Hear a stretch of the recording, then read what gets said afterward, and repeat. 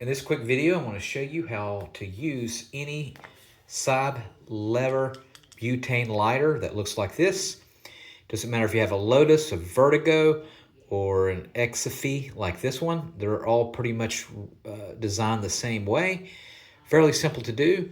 So just locate your side lever that looks like this. And the only thing you have to do is push down like this. And you could hear the butane coming out.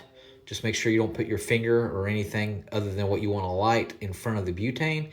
And you push down, and you can see it going, see?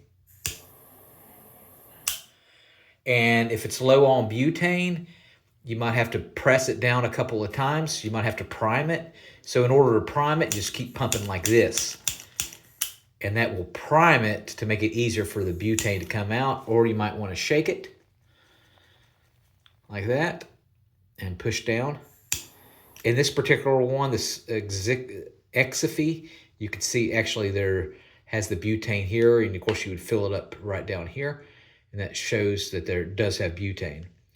All right, so that's pretty much how you would do it.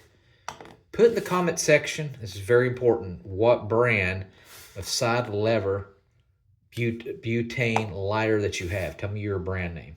All right, thanks for watching. Make sure you subscribe.